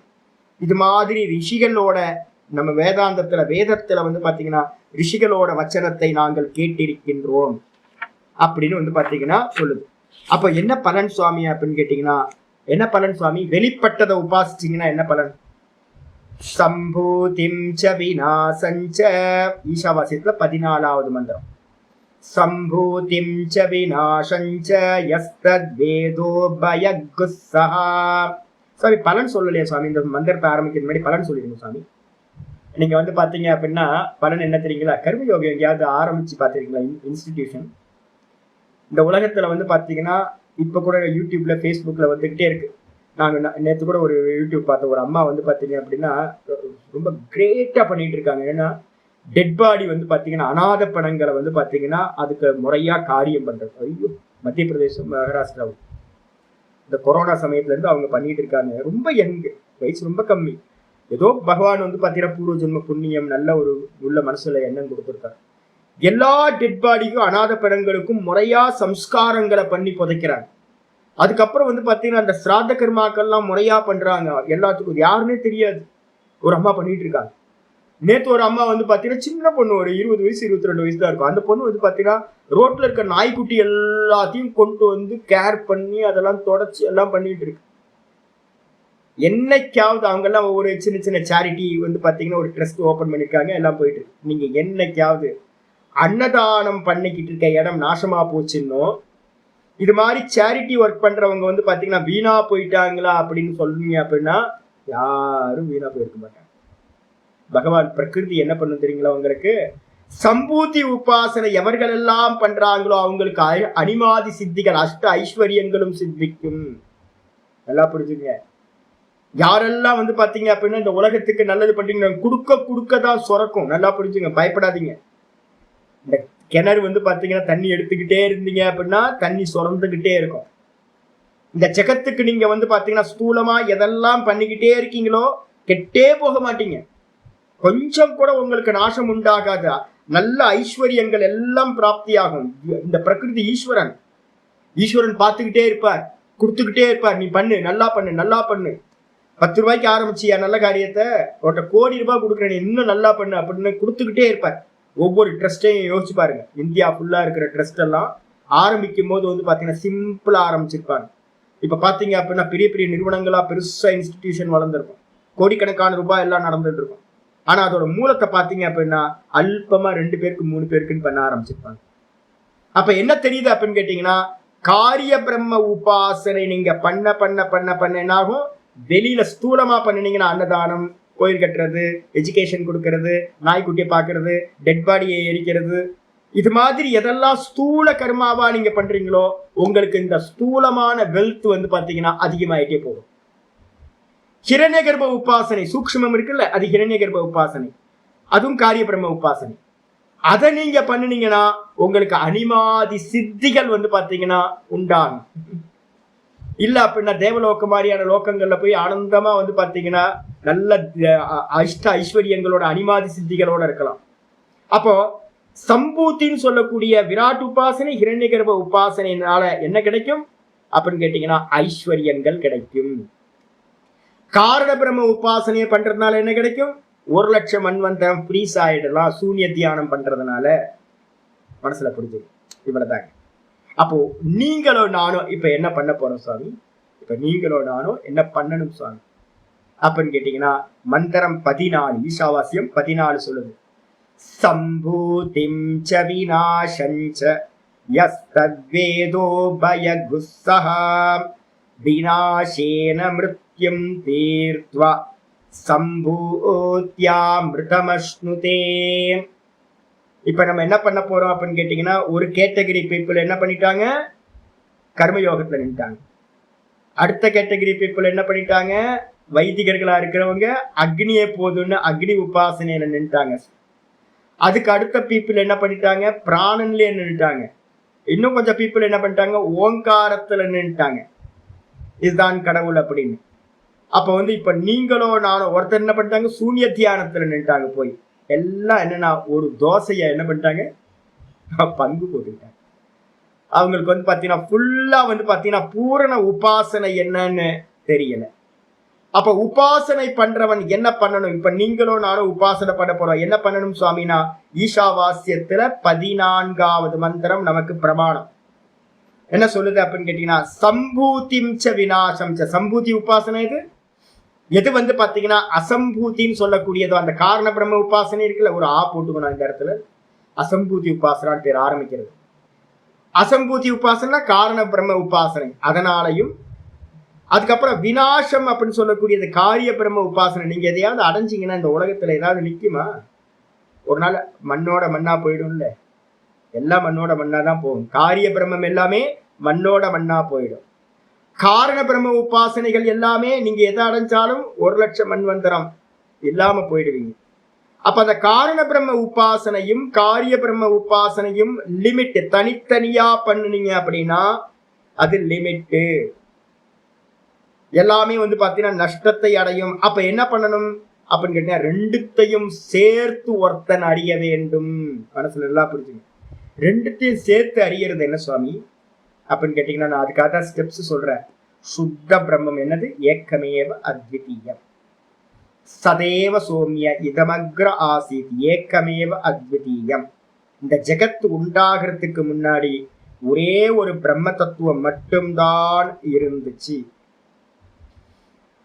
அப்ப இந்த ஜெகத்துன்னு ஒண்ணு இல்லவே இல்லை, ஈஸ்வரன் ஒரு ஆள் இல்லவே இல்லை. கிரியேட்டர், இந்த கிரியேஷன் இருந்தாதானே கிரியேட்டரை பத்தி யோசிப்போம்.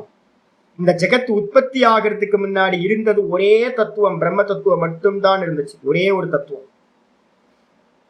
அது என்ன ஆச்சு அப்படின்னு கேட்டீங்கன்னா மாயையோட, தன்னோட அபின்ன சக்தியா இருக்கிற மாயையோட சேர்ந்தோன அதுக்கு என்ன பேர் கிடைச்சது? ஈஸ்வரர்.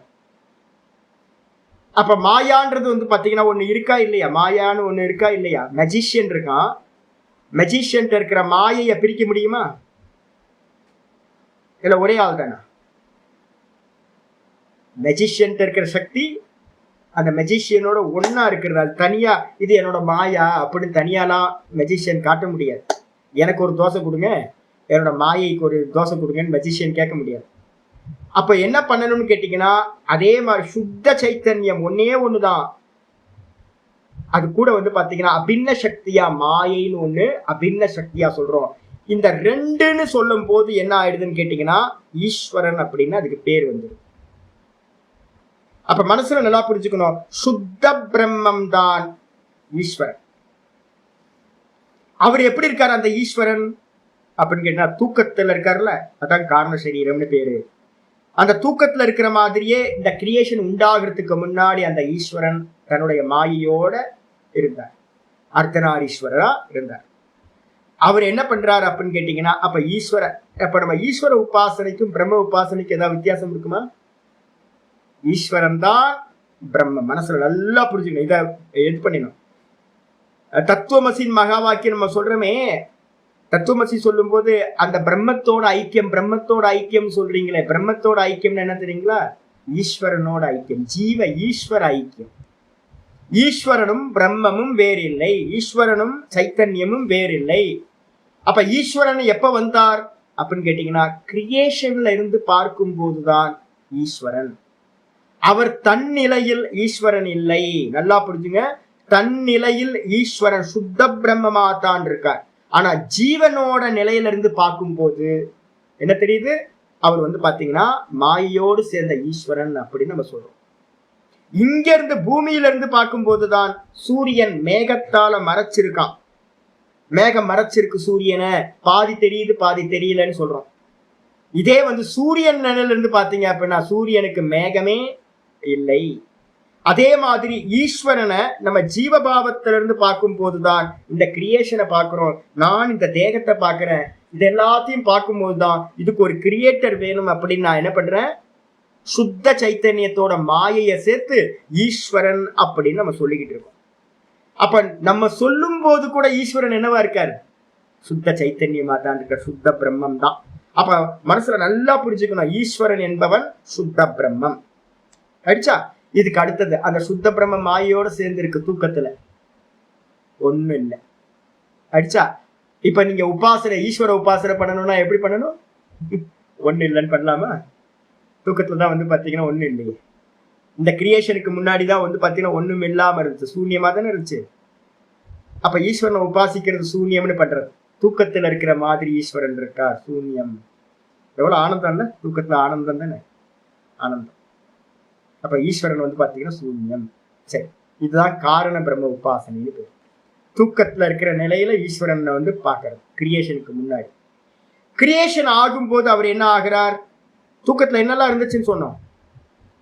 ஒண்ணு வந்து பாத்தீங்கன்னா சுத்த சைத்தன்யம் மாயையோட சேர்ந்து ஒன்னும் தெரியலன்ற மாயையோட சேர்ந்துருச்சு. நான் சுத்த சைத்தன்யம், மாயையோட சேர்ந்தா ஒன்னும் தெரியலன்ற மாயையும் என் கூடயே இருக்கு, ஆஃப் ஆஃப் இருக்கு. கூட என்ன இருந்துச்சு? பிராணன் போயிட்டு இருந்துச்சு. பிராணன் வியாக்கிருத்தமா அவ்வியாக்கிருத்தமா? தூக்கத்துல இருக்கிற பிராணன் வியாக்கிருத்தமா வெளிப்பட்டது, அவ்வியாக்கிருத்தமா வெளிப்படாதது. தூக்கத்துல இருக்க பிராணன் வெளிப்படல. வெளிப்படாத பிராணன். தூக்கத்துல நமக்கு பிராணன் போயிட்டு இருந்துச்சுன்னு கூட நம்ம யாருக்கும் தெரியாது. வேக்கப் ஆகும்போது தான் தெரியும் பிராணன் போயிட்டு இருந்திருக்கு அப்படின்னு. அப்ப தூக்கத்துல இருக்கிற பிராணனுக்கு பேர் அவ்யாக்கிருதம். அப்போ தூக்கத்துல இருக்கிறது சைத்தன்யமும் வெளிப்படல, மாயையும் வெளிப்படல, இந்த பிராணனும் வெளிப்படல. அப்ப இந்த வெளிப்படாததுதான் பாத்தீங்கன்னா சூன்யம்னு எல்லாம் தியானிக்கிறாங்க. ஆனா ஈஸ்வரனை பாத்தீங்கன்னா அந்த விதமா உபாசிக்க கூடாது. உபாசிச்சா என்ன ஆகும்? சூன்யமா போயிடும்.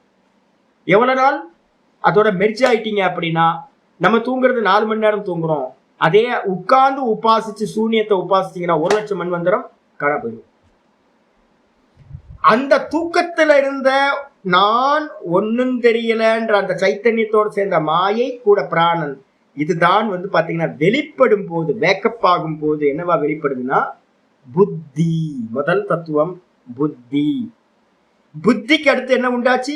மனசு. உடனே இமீடியட்டா மனசு உண்டாச்சு. இதுக்கு என்ன பேர் அப்படின்னு கேட்டீங்கன்னா, அந்த புத்தி தத்துவத்துக்கு பேர் தான் ஹிரண்ய கர்ப்ப தத்துவம் அப்படின்னு பேர். என்ன தத்துவம்? ஈஸ்வரன் தூக்கத்துல இருந்தார், வேக்கப் ஆகும் போது புத்தியான. இப்ப நான் கேட்கிறேன், புத்தியில பாத்தீங்கன்னா இப்ப புத்தி வேக்கப் ஆயிடுச்சா? இப்ப உங்க பிராணன் எப்படி இருக்கு? சுவாசம் விட்டுறீங்களா? வெளிப்பட்டிருக்கா? ஒருத்தர் மூச்சு போயிட்டு இருக்குன்னு பாக்குறோம். எல்லாம் சுவாசம் நான் பாக்குறேன். சுவாசத்தை வாட்ச் பண்றேன், இன்ஹேல் எக்ஸேல் பண்றேன், பிராண வீக்ஷணம் பண்றேன். அப்ப நம்ம சொல்றோம்ல, அப்ப இப்ப இருக்கிற பிராணனும் புத்தியும் வெளிப்பட்டதா வெளிப்படலையா? வெளிப்பட்டு. தூக்கத்துல பிராணன் போனது தெரியல, நான் இருந்தது தெரியல. இப்போ பாத்தீங்கன்னா புத்தி வேக்கப் ஆயிடுச்சு, புத்தியும் தெரியுது, பிராணனும் தெரியுது. ஆனா ஸ்தூலமா சூக்ஷ்மமா? சூக்ஷ்மம். சூக்ஷ்மம் அப்படின்னு பேர்.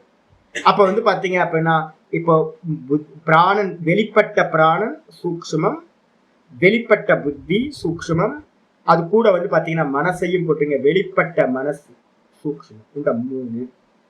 இந்த மூணுத்துக்கு என்ன பேரு சுவாமி அப்படின்னா ஹிரண்ய கர்ப்ப உபாசனை. இந்த மூணுத்தையும் உபாசிக்கிறதுக்கு பேரு வெளிப்பட்ட பிராணன், சூக்ஷ்ம பிராணனையும் புத்தியையும் மனதையும் உபாசிக்கிற இதுக்கு என்ன பேரு அப்படின்னு கேட்டீங்கன்னா ஹிரண்ய கர்ப்ப உபாசனை பேரு. இப்ப நான் கேட்கிறேன், இது வேற, தூக்கத்துல இருந்த காரணம் ஈஸ்வரன் வேறையா?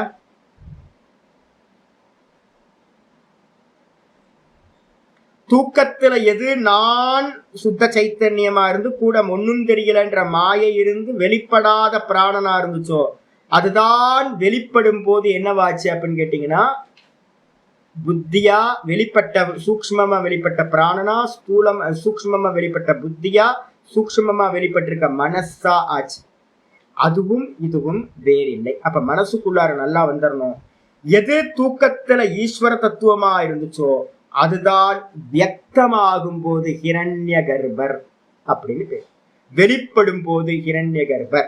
ஈஸ்வரன் தான் ஹிரண்ய கர்ப்பர். ஈஸ்வரனும் ஹிரண்ய கர்ப்பரும் வேற வேற இல்லை. ஆனா இப்ப என்ன பண்ணிட்டு இருக்காங்க? பிரிச்சுக்கிட்டோம். நிறைய இந்தியால என்ன பண்ணிட்டு இருக்காங்கன்னு கேட்டீங்கன்னா, ஈஸ்வரன் வேற அப்படின்னு தனியா பிரிச்சுட்டாங்க. அதுக்கப்புறம் பாத்தீங்கன்னா ஹிரண்ய கர்ப்பர் வேறன்னு பிரிச்சுட்டாங்க. இப்ப நம்ம என்ன பண்ண போறோம் அப்படின்னு கேட்டீங்கன்னா, ரெண்டுத்தையும் இணைச்சு பண்ண போறோம். எவர்கள் பாத்தீங்க அப்படின்னா சம்பூதிம் ச விநாசம் ச யஸ்தத் வேதோ பயகுஸ்ஸக, இந்த இரண்டும் ஒன்று என்று எவன் நினைக்கின்றானோ, உபாசிக்கின்றானோ, எது காரணமா இருக்கிற ஈஸ்வரன் நம்ம வெளிப்படாதவர்னு சொல்றோமோ அவர்தான் வெளிப்படுகின்றார்.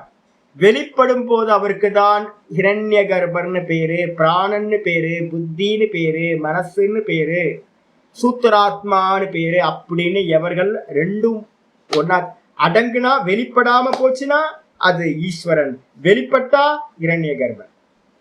அப்ப விஷ்ணு வெளிப்பட்டவர், வெளிப்படாதவர் ஈஸ்வரன். ஈஸ்வரன் தான் வெளிப்படும் போது விஷ்ணுவா ஆகிறார், ஹிரண்ய கர்ப்பர்னு பேர் வைக்கிறோம். வெளிப்படல அப்படின்னா அந்த விஷ்ணு தான் என்னவா இருக்கார்? ஈஸ்வரனா இருக்கார். அவர்கிட்ட இருக்கக்கூடிய மாயை எடுத்துட்டீங்கன்னா அவர் தான் சுத்த சைத்தன்யமா இருக்கார். சுத்த சைத்தன்யம் மாயையோட சேர்ந்து ஈஸ்வரன். ஈஸ்வரன் பாத்தீங்கன்னா வெளிப்படும் போது ஹிரண்ய கர்ப்பர். ஹிரண்ய கர்ப்பர் என்ன பண்றார்? சூக்ஷ்மமா இருந்தார்ல, மனசுலாம் சூக்ஷ்மம் தானே. இது எப்ப பாத்தீங்கன்னா ஸ்தூலமா இந்த பிரபஞ்சமா வெளிப்படுதோ அதுக்கு பேரு விராட் அப்படின்னு பேரு, பிரம்மான்னு பேரு. விராட் அடிச்சா இப்போ வந்து பாத்தீங்கன்னா கேக்குறோம், வேற வேறையா சுவாமி அப்படின்னா வேற வேற எல்லாம் இல்ல. ஒரே பர்சன் பெட்ரூம்ல இருக்கும் போது ஈஸ்வரன், அவரே ஹாலுக்கு வந்தார்னா ஹிரண்ய கர்ப்பர், அவரே ரோட்டுக்கு வந்தார் அப்படின்னா விராட். அப்ப இந்த மூணுத்தையும் வந்து பாத்தீங்கன்னா வேற வேற இல்லைன்னு ஆக்கிருங்க. ஸ்தூலத்தை சூக்ஷ்மத்தோடு இணைச்சிருங்க. விராட்டையும் ஹிரண்ய கர்ப்பரையும் ஒன்னா இணைச்சிருங்க. இதுக்கு பேரு காரிய பிரம்ம உபாசனை. அதுக்கப்புறம் ஈஸ்வரன் வெளிப்படாதவருக்கு பேரு காரண பிரம்ம உபாசனை. இந்த ரெண்டும் வேற வேறில்லை அப்படின்னு ஒன்று என்று எவன் உபாசிக்கிறானோ அவன் என்ன ஆகிறான்? விநாசேன மிருத்யும் தீர்த்துவா. விநாசம் அப்படின்னா இப்ப நம்ம பண்ண போறோம் என்னன்னு கேட்டீங்கன்னா காரிய பிரம்ம உபாசனை. உங்களுக்கு எல்லாத்துக்கும் நான் சொல்றேன், காரிய பிரம்ம உபாசனை பண்ணுங்க. இப்ப நான் இங்க இருந்து கிளாஸ் முடிஞ்சோன்னு என்ன பண்ணுவேன் தெரியுங்களா? நேரா காரிய பிரம்ம உபாசனைக்கு தான் போவேன். முதல்ல என்ன பண்ணுவேன், இங்க இருக்க கொஞ்சம் பேருக்கு டீல வாங்கி தருவேன், மருந்து கொடுப்பேன்.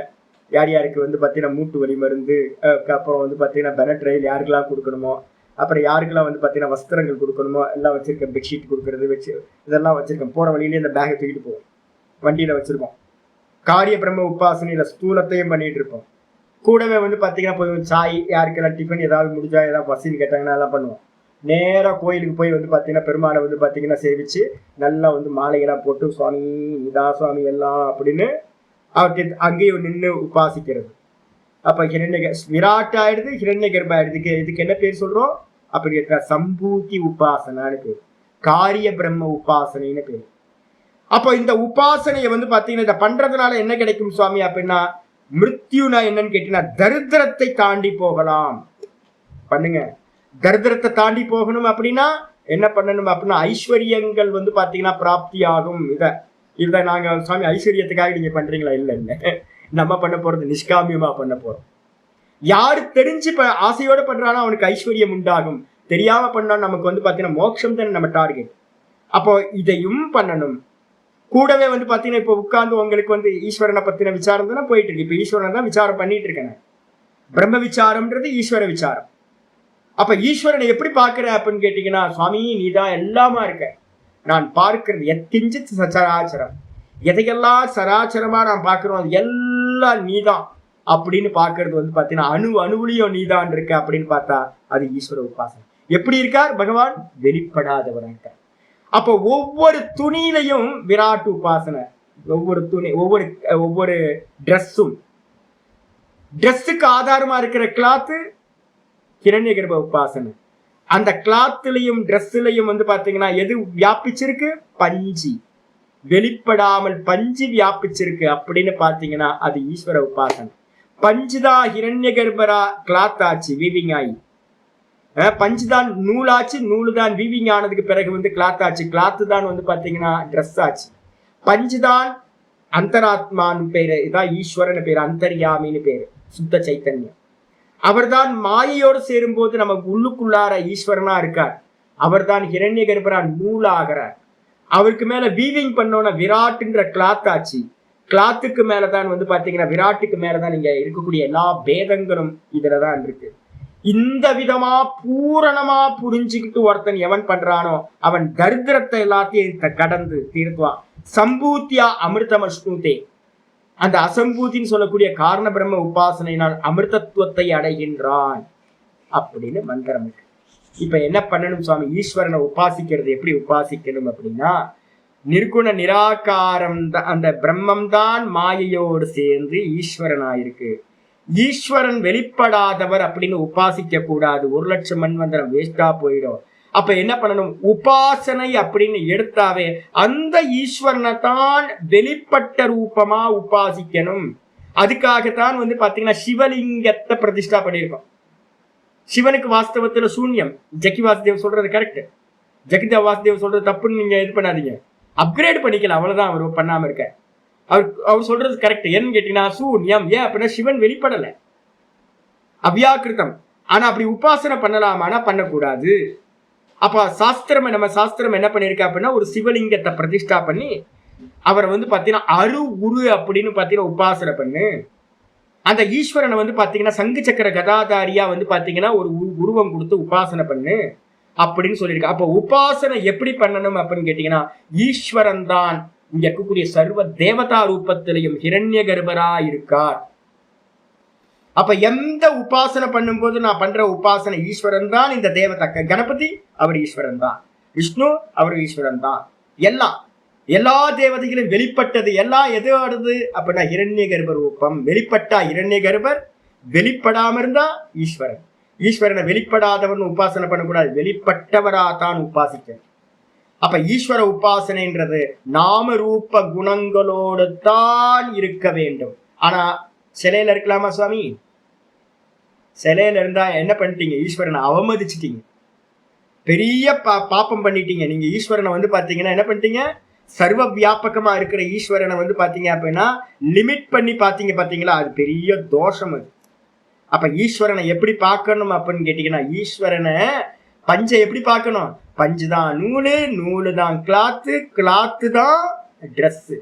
அதே மாதிரி ஈஸ்வரன் தான் ஹிரண்ய கர்ப்பர், ஹிரண்ய கர்ப்பர் தான் விராட்டு, விராட்டு தான் இந்த உலகம் ஃபுல்லா இருக்கிறது விராட். அப்போ ஒவ்வொரு எம்எம்லயும் வந்து பாத்தீங்கன்னா யார் இருக்கா? ஈஸ்வரன் இருக்கார் அப்படின்னு பார்க்கறது தான் பூரணமான ஈஸ்வர உபாசனை.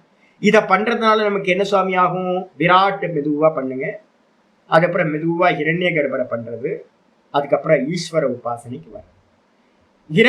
விராட்ட பண்றதுனால உங்களுக்கு என்ன ஆகும் அப்படின்னு கேட்டீங்கன்னா, அல்பத்தனங்கள் நீங்கி போகும், தரித்திரம் நீங்கி போகும். அல்பத்தனம் இருக்குல்ல, என்ன சாமி அல்பம்? என்னுடைய காமம், என்னுடைய குரோதம், இதெல்லாம் என்னை துக்கப்படுத்திக்கிட்டே இருக்கும். என்னோடது என்னோடது என்னோடதுன்னு நான் லிமிட்ல இருக்கீங்க பாத்தீங்களா? நான் வந்து பாத்தீங்கன்னா பேண்ட், நான் ஷர்ட்னு சொல்லிட்டு இருக்கிறது காட்டிலும் நான் கிளாத்துன்னு சொன்னா எப்படி இருக்கும்? அன்லிமிட் ஆயிடுதா? கிளாத்துன்னு சொன்னீங்கன்னா அன்லிமிட் ஆயிடும். பேண்ட் ஷர்ட்னு சொன்னீங்கன்னா லிமிட் ஆயிடும். அதே மாதிரி நான் இந்த பாடின்னு சொல்லிட்டு இருக்கிற வரைக்கும் லிமிட்டு. அதே நான் விராட்டுன்னு பாவிக்க ஆரம்பிச்சதான் என்ன ஆயிடும்? அன்லிமிட் ஆயிடும். அந்த அன்லிமிட்டை வந்து பாத்தீங்க அப்படின்னா கிளாத்ன்றது வாஸ்தவத்துல அதெல்லாம் வெறும் நூலு தான் பண்ணீங்க அப்படின்னா அது ஹிரண்ய கர்ப்ப உபாசனை, வெறும் பிராணன் தான். இது எல்லா வாஸ்தவத்தை நான் பாக்குறது எதுவுமே இல்லை, எல்லாம் பிராணன் அப்படின்னு பாத்தீங்க அப்படின்னா அது விராட் உபாசனை ஆயிடும். ஓங்காரம் தான் இது எல்லாரும் பாத்தீங்கன்னா விராட் ஹிரண்ய கர்ப்ப உபாசனை ஆயிடும். அப்ப அந்த ஹிரண்ய கர்ப்ப உபாசனையில இருந்து வந்து பாத்தீங்கன்னா உட்கார்ந்து ஈஸ்வரன் எப்படி இருக்காரு அப்படின்னு பாவிக்கிறதுக்கு பேர் ஈஸ்வரன் எல்லாமா இருக்காரு அப்படின்னு ஒவ்வொன்றும் ஈஸ்வரன் தான் பாவிச்சிங்கன்னா அதுதான் ஈஸ்வர உபாசனை. அது இதை பண்ணி முடிக்கும் போது உங்களுக்கு வந்து ஈஸ்வரன் என்ன ஆயிடுவாருன்னு கேட்டீங்கன்னா ஃபுல்லா வாஸ்டா விஸ்தாரத்தை அடைவார். அப்படி பண்றதுதான் பூரண உபாசனை. இதுக்காக தான் நம்ம ஆரம்பிச்சிருக்கோம். நாளைக்கு நம்ம வீடியோ பார்க்கலாம்.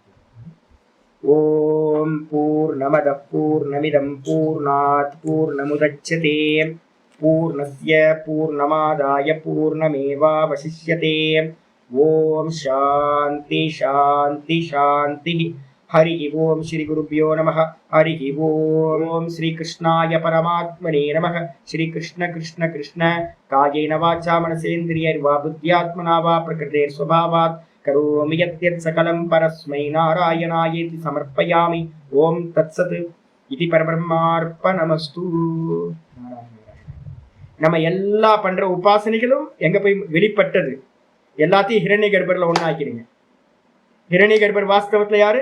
ஈஸ்வரன் தான். எங்க இருக்கார்? வெளிப்படாதவரா சர்வத்திலையும் வியாபிச்சிருக்கார். நீங்க வெளிப்பட்டதா எதெல்லாம் விக்கிரக ஆராதனை போட்டோ வச்சு எதெல்லாம் பண்றீங்களோ அதெல்லாம் என்னது? வெளிப்பட்டது. நாம ரூபங்களா வெளிப்பட்டது, அதெல்லாம் ஹிரண்ய கர்ப்ப உபாசனை. சர்வம் விஷ்ணுமயம் ஜெகத். எல்லா தேவதையும் வந்து பாத்தீங்கன்னா விஷ்ணு தான். ஆகாசாத் பதிதம் தோயம் யதா கச்சதி சாகரக சர்வதேவ நமஸ்காரக கேசவம் பிரதிகச்சதி. நீங்க எந்த ரூபத்துல தேவதையை வழிபட்டாலும் அதோட இது எங்க போய் சேரும்? கேசவன்ட்ட போகும். யாரு? ஹிரண்ய கர்ப்பர். ஹிரண்ய கர்ப்பர் யார்? வாஸ்தவத்துல வெளிப்படாதவரா அவர் தான் ஈஸ்வரனா இருக்கார். அப்ப ஈஸ்வரனை சூன்யம்னு தியானம் பண்ணலாமா? பண்ணக்கூடாது. என்ன பண்ணணும்? ஈஸ்வரன் எல்லாமா இருக்கார், அவர் தான் ஹிரண்ய கர்ப்பர், அவர் தான் விராட். இருக்கிற பாக்குற ஒவ்வொன்றும் ஈஸ்வரன் அப்படின்னு பாவிக்க.